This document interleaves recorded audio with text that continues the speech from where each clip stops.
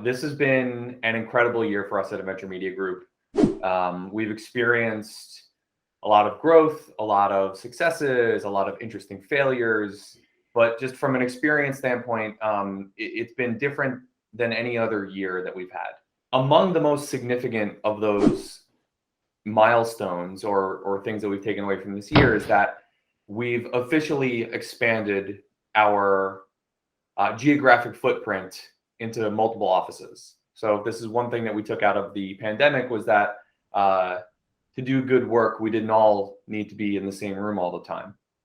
So our main office is in New York on Long Island. We have about 20 people that are full-time here, and we still have a bit of a flexible hybrid schedule, but for the most part, the majority of the team is still here.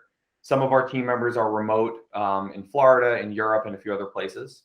But I guess it's been, 6 or 7 months now that we now have an office in Philadelphia. And it's been an incredible experience just in figuring out all the logistics of what a second office would look like, and how to staff, and how to set up workflows and all these different things. And that's what we want to talk about today is what have we learned from that, and what do we need to do better? So joining me today, we have Brendan Roach and Kelly McKibben, who are two of our team members here that are based in our Philadelphia office. I give them a lot of credit. They're basically the Lewis and Clark of Adventure Media Group for traveling out to Philly and figuring out what it would be like for us to have a second office out there. This all started at some point within the last year when Brendan, who was originally based in New York, was going to be moving to Philly. And the idea came up of saying, why don't we give this a shot? So we looked into co-working space, and we found an awesome office right in Center City at Suburban Street Station. It's called Bond Collective. It's similar to like a WeWork. And we went for it. And for a little while, Brendan was sitting by himself in this dark, lonely office until we started to find some other team members that were going to join him out there. But I want to start with that. Brendan, when we first suggested this idea of saying, like, instead of you just going remote, how would you like to essentially become the manager of an office that doesn't exist yet? Because that certainly wasn't something you expected at the time. Like, what was that whole experience like? I mean, it was pretty surprising. Let's see. I think I've been with a company, a year and some change, probably when that happened. Yeah, it was probably the 15-month mark. Yeah. So, I mean, that was pretty surprising. I thought it was really exciting. Personally, like, I have always loved Philly. So, like, I was really excited to come here, and then to actually be presented with that opportunity, like, just really, it sparked my interest even further. I love the city. At that time, though, Yeah. I think this was right after we had signed a large client that you're going to be taking the lead on. Yes. So it was like, hey, hope all is well. Here's this huge new responsibility, and also this other huge new responsibility. So like, what was that like? I mean, it was exciting, and I was nervous at the same time. Like, I didn't know how this would shape up. I didn't know who would be joining me here in Philadelphia. Luckily, I had Kelly to join me a couple months later. But yeah, no, I think overall I was a little bit nervous. There's such a distinct feeling coming into the New York office, and it's like, I don't know if I was really nervous about being able to replicate that. I think that, like, in terms of everything that really happens on a day-to-day in New York, it's hard to explain it unless you're there. And like, I'm sure even Kelly can attest to that. But like, there's a distinct energy that's felt in the office on a day-to-day, regardless. If somebody's not having a positive day, there's probably somebody else who's there to pick them up. And that kind of energy really flows through the office space. I definitely hear that. And that was always a concern for us as well. And that's something we've been struggling with since the beginning of the pandemic. We have two team members that have since moved to a different state, and we're planning on opening an office there now that we're figuring this out. But it's hard, and it's like, how do we replicate that sort of feeling where they are still a part of the team, or you are still a part of the team, and it's not just these separate people that are off in their own world. And that's certainly been a challenge, and I'm sure we'll dive into that. Kelly, you've been on the team for a little bit less than a year. And when we were interviewing you, you were coming from a different agency. Now, they were based in New York or they were based in Chicago? Based in New York, but I was working technically in the Chicago office, even though I was essentially permanently remote due to COVID, living in New Jersey at my parents. Right. Very, very weird situation. Yeah. So when we originally started talking,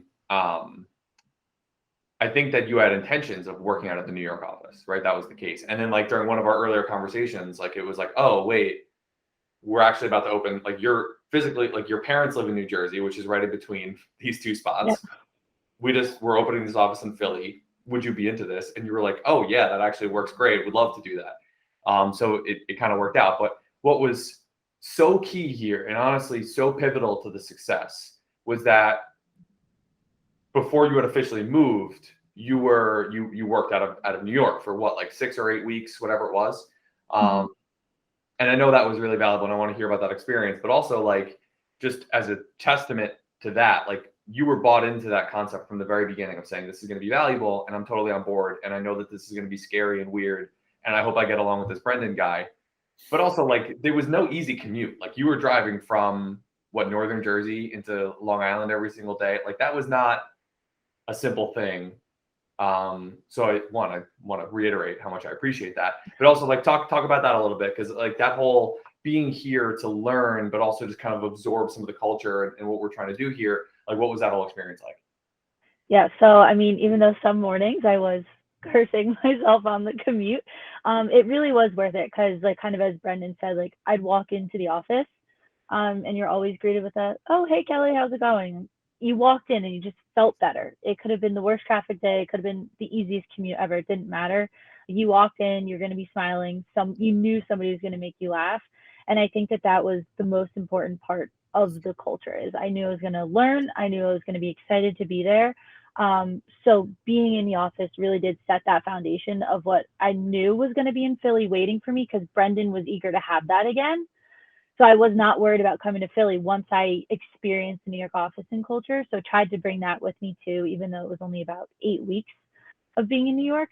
I think that that's also been the cool part of Philly is Brendan and I got to take our experience of the New York culture. And yes, as much as we want to replicate it, like we want to have our own Philly culture too. So there's our office mixed with everything that we learned and wanted to take out of Long Island and bring to here. So it's been a really great experience, but I would not trade my time in the New York office for anything. What did you learn from both being remote first, like you joined fully remote? You were the first employee that we had ever had that had joined remote. What did you learn from that? And then what was different when we were back in person and what was like, oh, that was different than I expected. I think that the main thing that I noticed, like when I walked into the office, was like the willingness for everybody to help. And like you had communicated this like during the onboarding process that everybody has been in your shoes, everybody has been in a place where they're onboarding and learning. It's really difficult to like interpret that when you're remote, because you don't see everybody having, connections on a daily basis. Like everybody there in the office is there to learn, even if they've been with a company for, doesn't matter if they've been with the company for a year, 2 weeks, or 5 years. Everybody's trying to learn, and everybody else is trying to help them learn. One thing I would teach, and I'm also still learning myself, is to just say to somebody, it doesn't matter like if I'm bothering Brendan, because I'm not, just simply just rolling over to his desk and saying like, hey, can you help me with this? It's something that he's just kind of literally echoing what Brendan just said. Is like, that's the beauty of being in person. And I feel like the time that a lot of us had remote, like it felt like a weird boundary that you were crossing, like taking advantage of being in person. I feel like that's something that I definitely lost and was like excited to regain when I joined Adventure, because I came from a full remote position. Like that was what drew me, was coming to an office and like getting over my fear of just like asking somebody to chat. So just in terms of like getting up and running, like what worked? What did we screw up? What do we have to do better next time? I think that the main thing is like once people like Kelly did start joining our office, it was like, how do we turn around and how do we make this feel like an office, like a home? Yeah. Adventure Media. It's naturally come over time. I know last week, like the three of us, like we went out, like we invited some friends to go out with us. I think that's also been the hardest part, is like learning each other's communication style and like getting to feel comfortable with each other. You're not going to force it right away. So like we did have like a first day, like when Richie started, like, oh, happy hour first day, but like now it's gotten to the point where like we actually like to do that. And like it's not the same as New York. Like if we go out, it's just somewhere after work or go out to lunch, just three of us staring at each other, which is what we do in the office all day. So I think it's been cool. It's like introducing people that we like in the Philly area. It's like kind of branch our office out, even though it's work and play, just kind of mixing them a little bit more and getting outside of our like 9 to 5 role and getting to know each other a little bit. I think that was difficult at first, but we're getting better at it, like substantially. That's actually, I didn't think about how impactful that could be. Like the idea of meeting significant others or friends or whatever, just because like that gives you a different avenue of like things to talk about and be in each other's lives a little bit more than just like work stuff. Like, yeah, to your point, like, hey, like let's grab a drink after work, and then you're like just talking about the same stuff you would have been talking about at work. Like that's not good. Like that's not the sort of thing that you want in a team. You want to be able to shoot the breeze about this or that. And that kind of a big part of the thing I want to talk to you guys about is just like overall culture and how to preserve that. Like I remember at the Dola, like when we were talking and the videographer was there, he asked me like a corny question about like what drew me to adventure media, and I was like, it's the fact that everybody's family. And I think that has definitely carried in from New York, like even to like Florida remote here, because like people do want to know like who is my family, like my friends are my family is my family, like people actually care about that. And that's what I think makes the culture like so unique and so valuable, that like I never experienced before, but I'd been looking for and just like didn't know what it would be. But as soon as I experienced it, I was like, wow, this is cool, this is different. Because like as Brendan said, like work and life, it all does come full circle, and like everybody actually carries that adventure.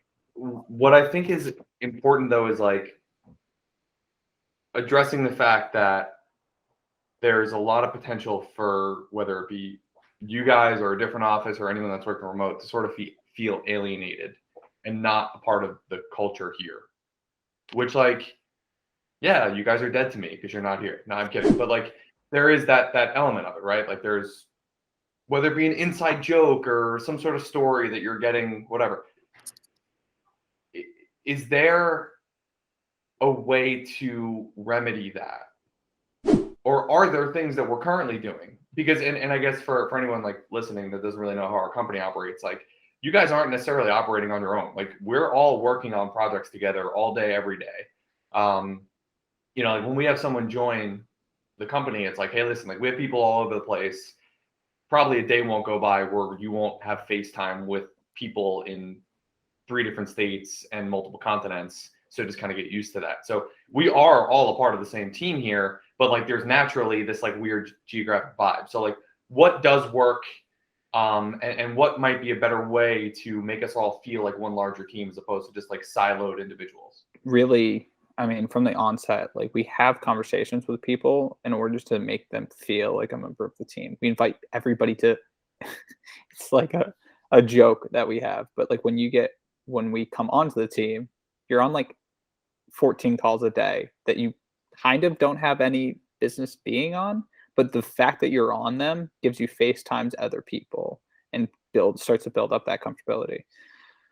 I think like the main thing is like I would never want somebody joining our team to feel uncomfortable to say something in any situation, because it's probably more likely than not going to add value to the conversation.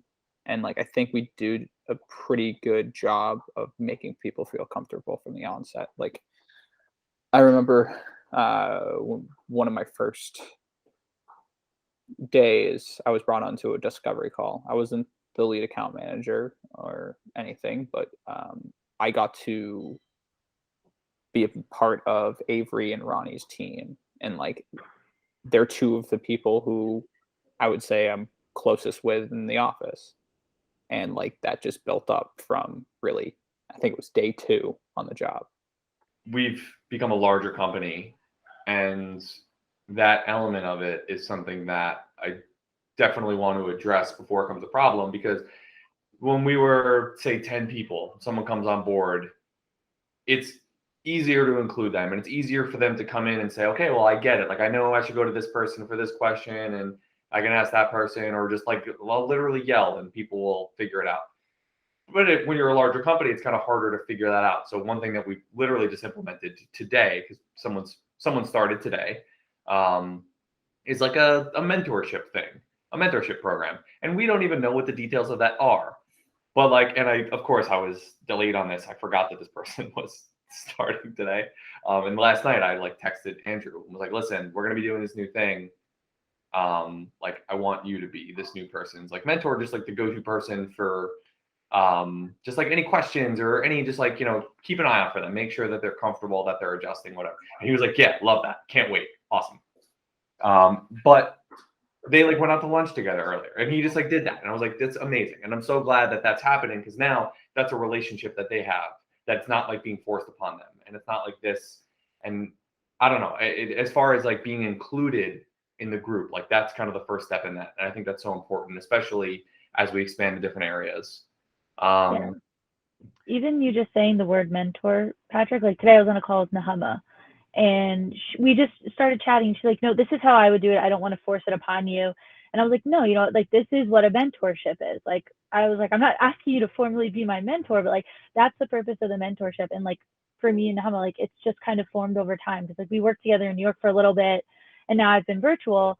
But today I was like, you're actually really challenging my thinking. Like, can we make this a more regular thing? Like, it just became a natural mentorship. Somebody who like I looked to and respected, but didn't think I'd get the opportunity to work so closely with. Like, it just fell on our plate, and I'm excited to make the most of it. So like, I'm excited to see what's going to come of Andrew, like being the great mentor that he is, and then like with other new hires, like how we can mentor them even in our Philly office.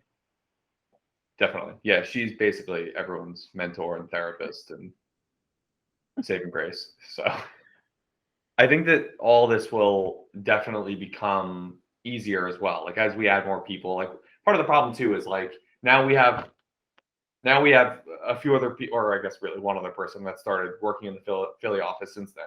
And that person has not really spent any time in New York yet. So I think kind of translating that, our values and our way of thinking and our way of going about, like I said earlier, not taking ourselves too seriously, like all that stuff, that's sort of been, that responsibility is now given to you guys. And I know that that's not an easy thing to replicate. Like it's certainly not an easy thing to do. I think it'll become easier as you add more people.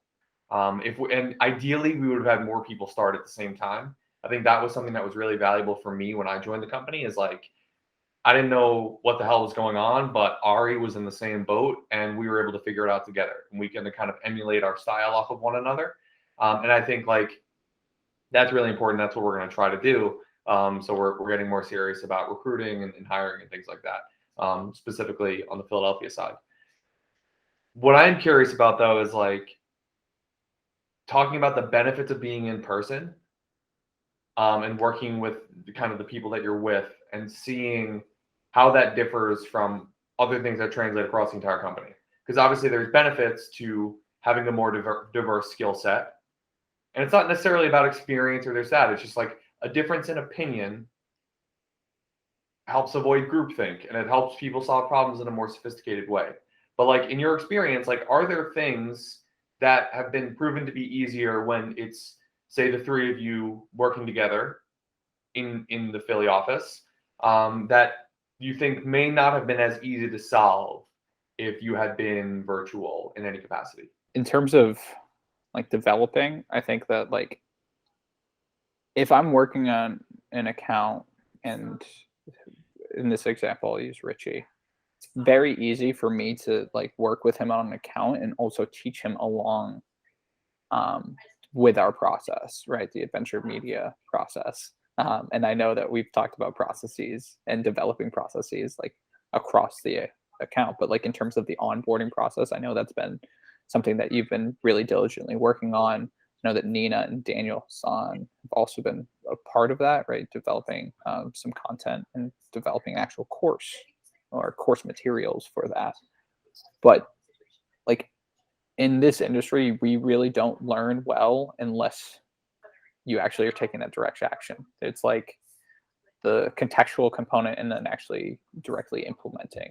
I think that's one of the benefits of like working, right, not remotely. It's like, hey, I'm doing something, come look over my shoulder, let's do this together. Or do you want me to come and help you set up a keyword projection? Whatever that might be, I think that's really beneficial to be in office for, especially if you're working inside of a team in that same location. I could think back to like when I was just starting out, and I would see Isaac on the phone with a client, and he would like not be fully prepared, and he would like jump on the call, be like, "Oh wait, I'm like late for this call. I forgot that I had it." Like jump on board, and he'd be able to like figure it out. And that was like just watching that, and it's really hard to describe because it's the sort of thing that you need to witness. And watching that is like, that's so impressive, but also I think I could do that.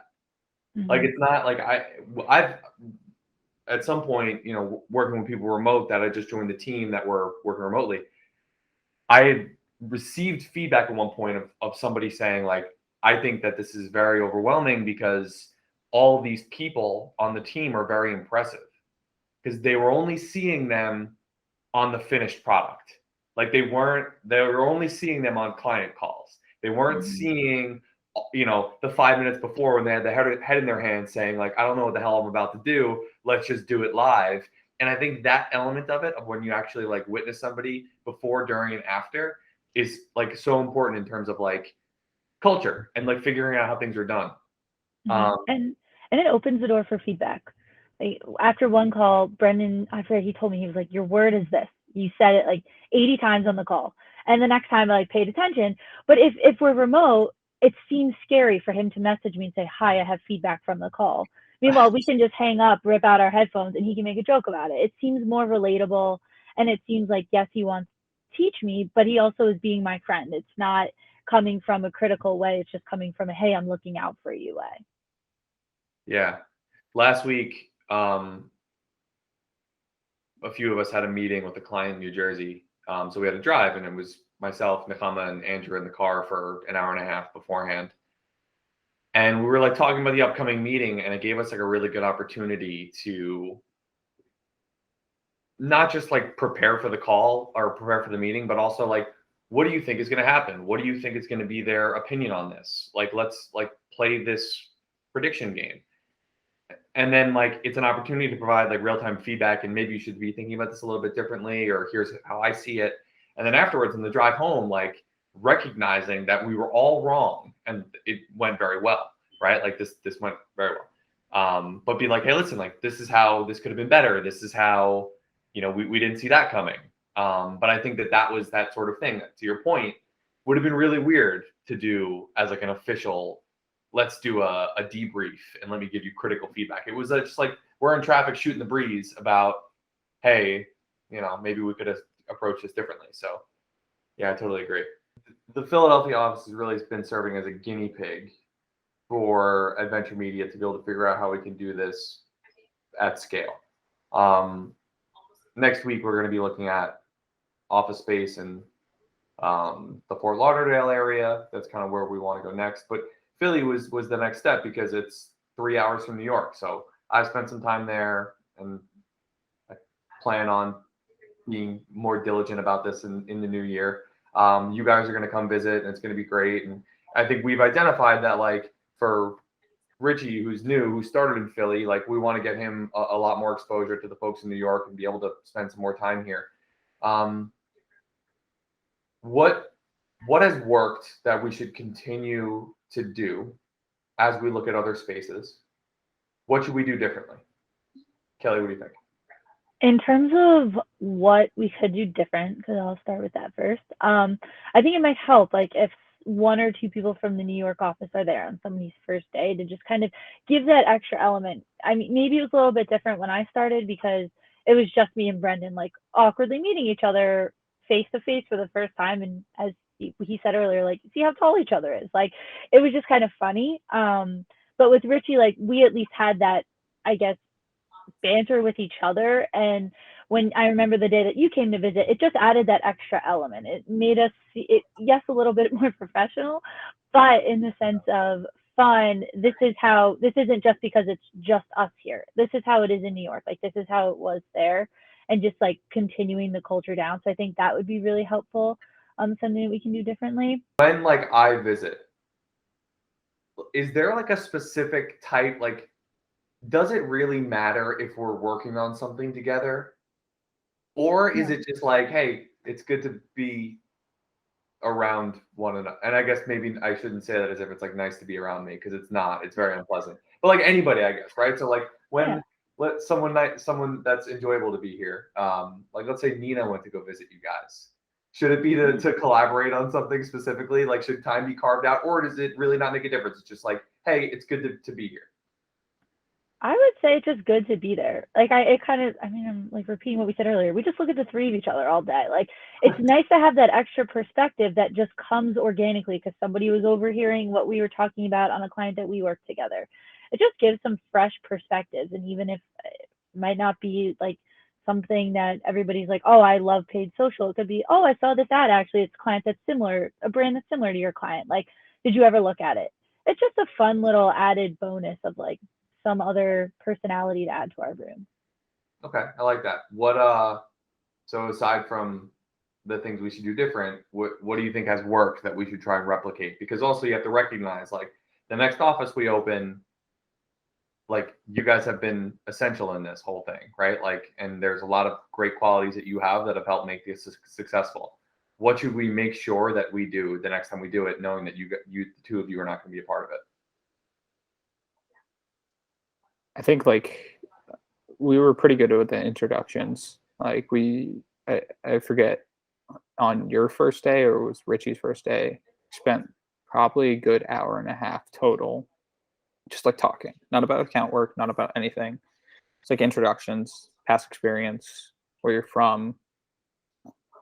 Yeah, I mean, like, it's like those weird icebreakers that are so uncomfortable and so awkward to put up with, but they move things along.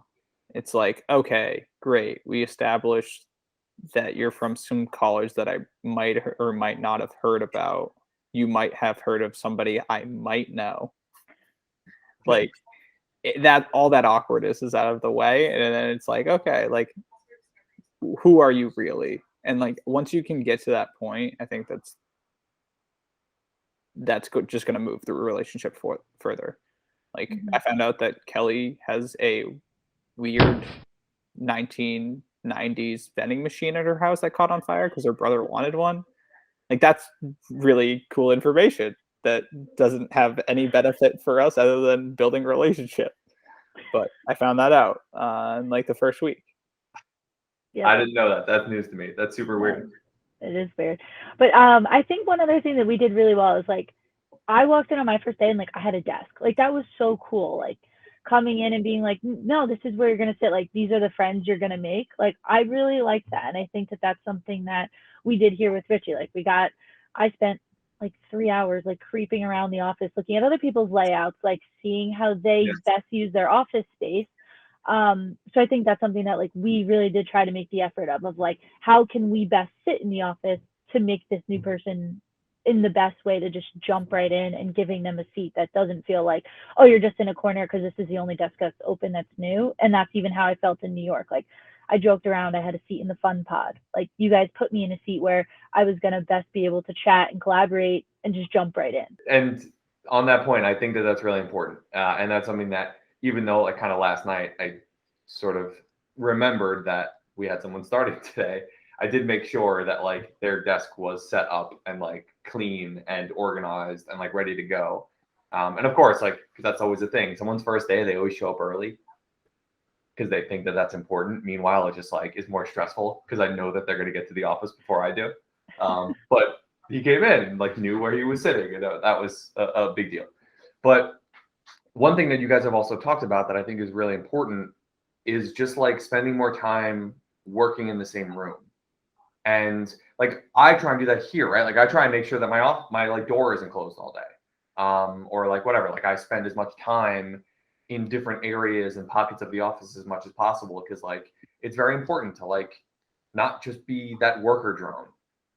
Right now, you guys are sitting in one of the phone booths in this co-working space because we're trying to record, but like I know you've been trying to make a more conscious effort to like spend more time, and like as weird as that sounds, like it really makes a big difference. Would you agree? Huge difference.